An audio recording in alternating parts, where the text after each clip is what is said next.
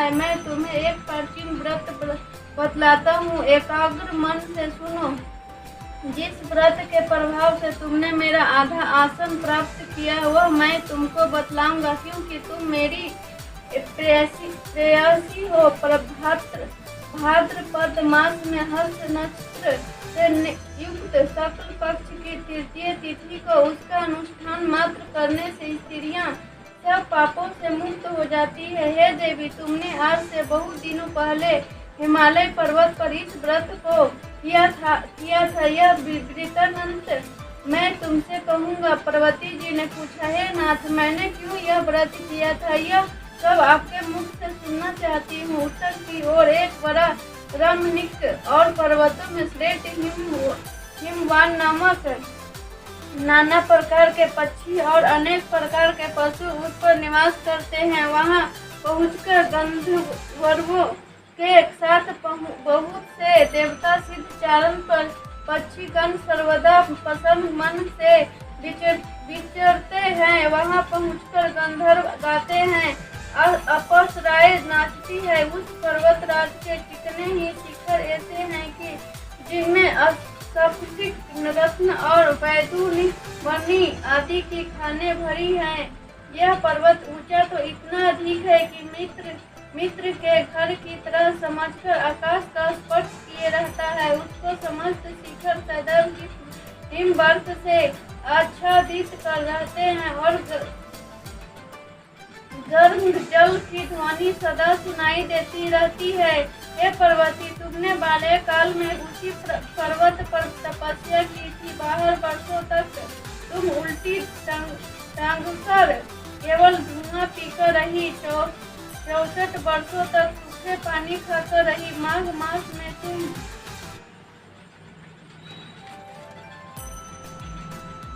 जल में बैठी रहती और बैसाख की धूप हरिया में पंचीन तापती थी।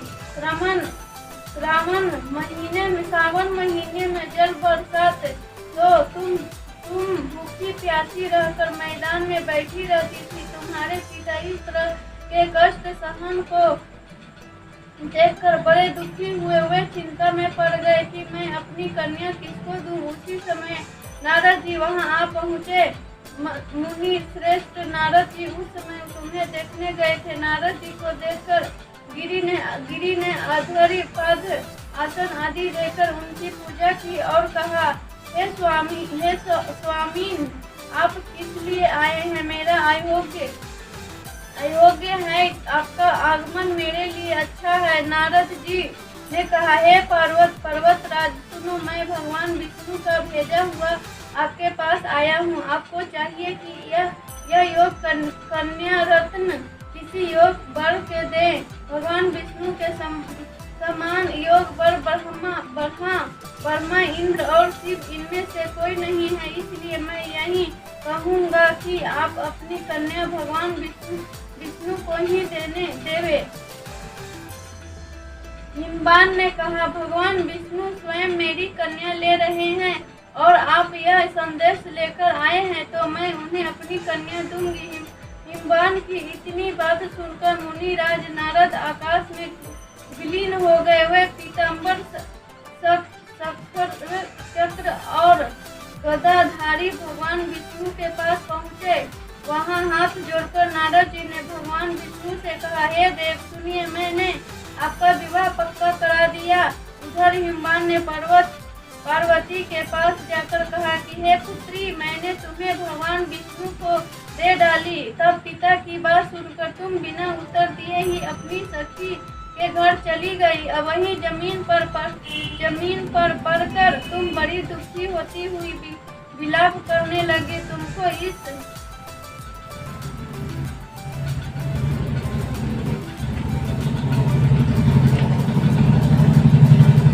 प्रकार विलाप करती हुई देखकर सखी बोली, तुम क्यों इतनी दुखी हो? इसका कारण बताओ। तुम्हारी जो कुछ इच्छा होगी मैं यथाशक्ति उसको पूरा करने की चेष्टा करूंगी।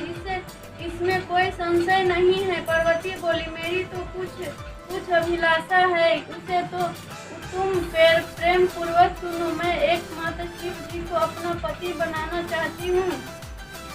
इसमें कुछ भी संशय नहीं है। मेरे इस विचार को पिताजी ने ठुकरा दिया है। इससे मैं अपने शरीर को त्याग दूंगी। पार्वती की इस बात को सुनकर सखियों ने कहा कि शरीर का त्याग न करो, चलो किसी ऐसे वन को चलें जहाँ पिता को पता न लगे। ऐसे सलाह कर तुम वैसे वन में जा पहुंची। उधर तुम्हारे पिता घर घर तुम्हें खोजने लगे। तो दूतों द्वारा भी खबर लेने लगे कि कौन देवता का चित्र मेरी पुत्री को हर ले गया। उन्होंने मन ही मन कहा, मैं नारद जी के आगे प्रतीक्षा कर चुका हूँ कि अपनी पुत्री भगवान विष्णु को दूंगा। ऐसे सोचते सोचते हिमवान मूर्छित हो गए। गिरिराज को मूर्छित देखकर सब लोग हाहाकार करते दौड़ पड़े। जब होश हुआ तो सब पूछने लगे कि गिरिराज आप अपनी मूर्छित का कारण बताइए। हिमवान ने कहा, आप लोग मेरे दुख का कारण सुने, न मालूम कौन मेरी कन्या को हर ले गया है। ऐसे नहीं हुआ तो उसे किसी काले सांप ने काट लिया या सिर खा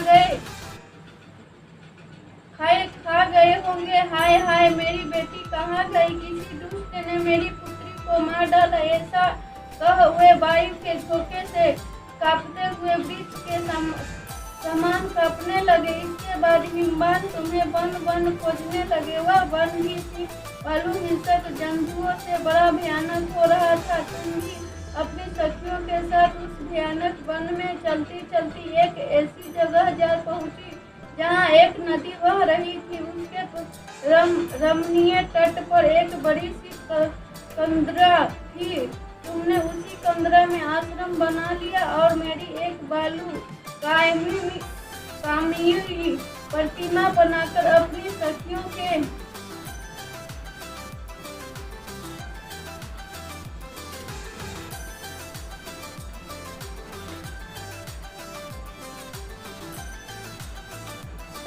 साथ निराहार रहकर मेरी आराधना करने लगी। जब भाद्रपद शुक्ल पक्ष की हस्ती युक्त तृतीय तिथि प्राप्त हुई तब मेरा विधिवत पूजन किया और रात भर जब भाद्रपद शुक्ल पक्ष की हस्त युक्त तृतीय तिथि प्राप्त हुई उसी तुमने मेरा विधित पूजन किया और रात भर जगकर गीत बाधाती से मुझे प्रसन्न करने में बिताया। उस व्रत के प्रभाव से मेरा आसन डगमगा उठा, जिसमें मैं तत्काल उस स्थान पर जा पहुंचा जहाँ पर तुम अपनी सखियों के साथ रहती थी। वहाँ पहुंचकर मैंने तुमसे कहा कि मैं तुम पर प्रसन्न होना चाहती हूँ। तुमने अमेरिका यदि मेरे ऊपर मेरे भी पति बने। मेरे तथास्तु कहकर कैलाश पर्वत पर वापस आने पर तुमने वह प्रतिमा नदी में प्रभावित कर दी और सखियों के साथ उस महाव्रत का पारण किया। हिमवान की तब तक उस वन में तुम्हें खोजते हुए आज पहुँचे। चारों दिशाओं में तुम्हारी खोज करते करते व्याकुल हो चुके थे, इसलिए तुम्हारे आश्रम के समीप पहुँचते ही गिर पड़े। थोड़ी देर बाद उन्होंने नदी के तट पर दो कन्याओं को सोते हुए देखा। देखते ही उन्होंने तुम्हें छाती से लगा लिया और बिलख कर रोने लगे। फिर पूछा, पुत्री तुम सिंह व्याघ्र आदि जंतुओं से भरे इस वन में क्यों आ पहुंची? पार्वती ने उत्तर दिया, हे पिताजी, मैंने पहले ही अपने आप को शिव जी के हाथों सौंप दिया था। आपने मेरी बात टाल दी, इससे मैं यहाँ चली आई। हिमवान ने सांत्वना की कि हे पुत्री, मैं तुम्हारी इच्छा के विरुद्ध कुछ न करूँगा। वे तुम्हें अपने साथ ले घर आए और मेरे साथ तुम्हारा विवाह करा दिए। इससे तुमने मेरा अर्धार्थ पाया है। तब से आज तक किसी के सामने मुझे यह व्रत प्रकट करने का अवसर नहीं प्राप्त हुआ। हे देवी, मैं यह बताता हूँ कि इस व्रत का हरती तालिका नाम क्यों पड़ा? तुमको सखियाँ हर ले गई थी, इससे हरि तालिका नाम पड़ा। पार्वती जी ने कहा, हे प्रभु, आपने नाम तो बताया, अब इसकी विधि भी बताए। इसका क्या पुण्य है, क्या फल है, वह यह व्रत कौन करे? श्री शिव जी पार्वती जी से कहते हैं, हे देवी, मैंने समस्त स्त्री जाति की भलाई के लिए यह उत्तम व्रत बतलाया। जो स्त्री अपने सौभाग्य की रक्षा करना चाहती हो वह यत्न पूर्वक इस व्रत को करे।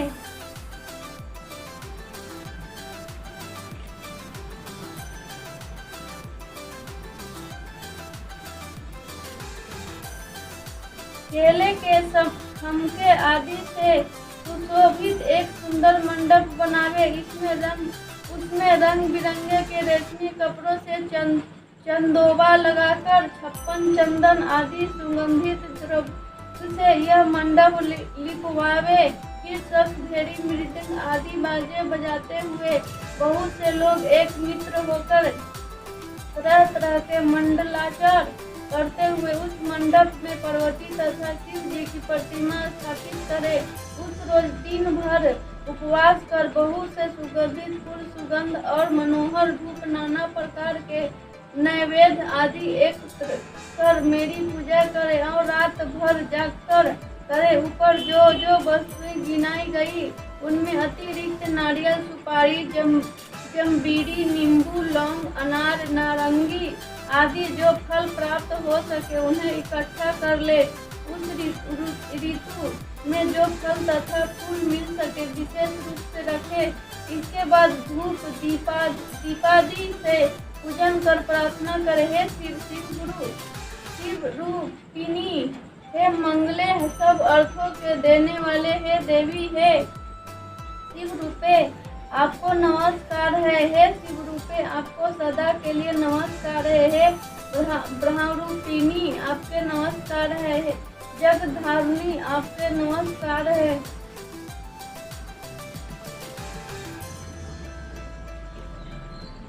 हे सिंह वाहिनी, संसार के भाग्य से भयभीत मुझ दिन की रक्षा करे। इस कामना की पूर्ति के लिए मैंने आपकी पूजा की है। हे पार्वती, मुझे राज्य और सौभाग्य दे, मुझ पर प्रसन्न हो गई। इन्हीं मंत्रों से पार्वती तथा शिव जी की पूजा करे। तदनंतर की विधि पूर्वक कथा सुने और ब्राह्मण का वस्त्र, गौ, सुवर्ण आदि देवे। इस तरह एकीकृत होकर स्त्री पुरुष दोनों एक साथ पूजन करे। फिर वस्त्र आदि जो कुछ हो उसका संकल्प करे। हे देवी, जो स्त्री इस प्रकार पूजन करती है वह सब पापों से छूट जाती है और उसे 7 जन्म तक सुख तथा सौभाग्य प्राप्त होता है। जो स्त्री तृतीय तिथि का व्रत न कर अत्र भस्म करती है तो वह 7 जन्म तक बंध्या रहती है और उसको बार बार विधवा होना पड़ता है। यह सदा दरिद्र, पुत्र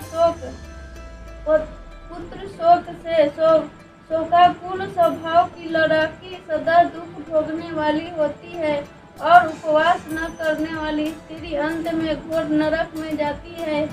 मांसाहार करने से वाघिन, दही खाने से बिल्ली, मिठाई खाने से चींटी और खाने से मक्खी बढ़ती है। हाँ? नहीं, इसमें इतना